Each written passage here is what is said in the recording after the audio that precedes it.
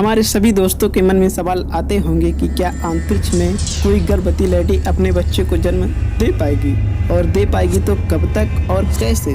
दोस्तों, आज हम यूनिवर्स में पहले बच्चे के जन्म देने के रिलेशन में बात करेंगे।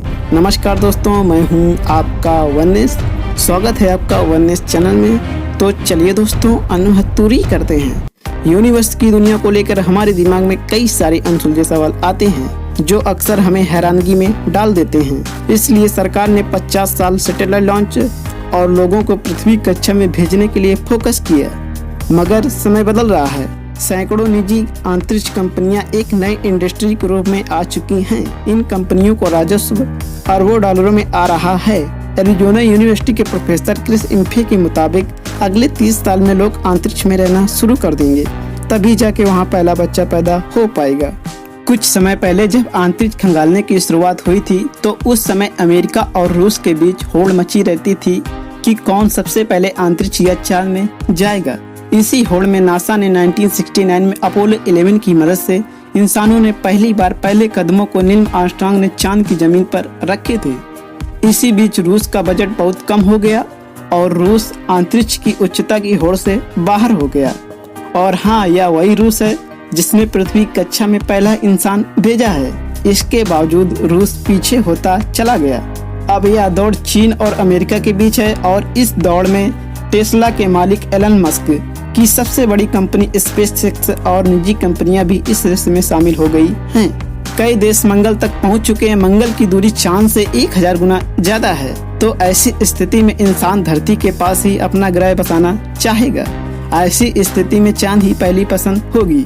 चीन और रूस मिलकर चांद के साउथ पोल पर 2036 से 2045 में बेसमेंट बनाने की तैयारी में है, जबकि नासा अगले दशक में चांद पर बेस बना सकता है। धरती के कंपैरिजन में चांद या मंगल में जीवन बिताना मुश्किल हो सकता है। इसलिए अन्य प्लैनेट में इंसानों को बच्चा पैदा करने में कई परिस्थितियों का सामना करना पड़ सकता है, जैसे कि मेडिसिन, धरती से दूसरे ग्रहों में अलग ग्रेविटी का होना। इसलिए अपने आप को कुछ साल वहाँ समय बिताकर खुद को सारी परिस्थितियों में खरा उतारने के लिए ढलना होगा, जिससे कि बच्चा पैदा करने में कोई असुविधा न आए। फिलहाल इन सारी सुविधाओं को जुटाने में दशकों लग जाएंगे। नासा स्पेसएक्स के साथ मिलकर मंगल ग्रह पर भी इंसानी बस्ती बसाना चाहता है, मगर इन सभी कंपनियों का पहला लक्ष्य चांद ही है। नासा ने अभी तक कोई भी टाइमलाइन जारी नहीं की है और एलन मस्क का कहना है कि इंसानों को मंगल तक ले जाकर वहां बस्तियां बसाएंगे।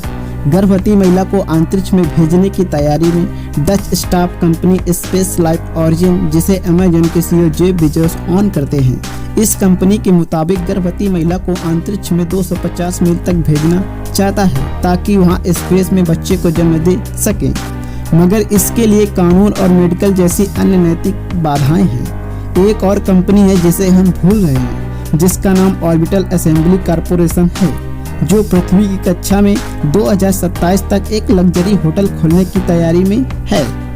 प्रोफेसर क्रिस इम्फे के मुताबिक 2040 तक अंतरिक्ष में पहला बच्चा पैदा हो सकता है। फैक्ट 1, सोवियत संघ रूस ने 12 अप्रैल 1961 को 27 ईयर के यूरी गागरिन को सर्वप्रथम किसी इंसान को सही सलामत अंतरिक्ष में भेजा।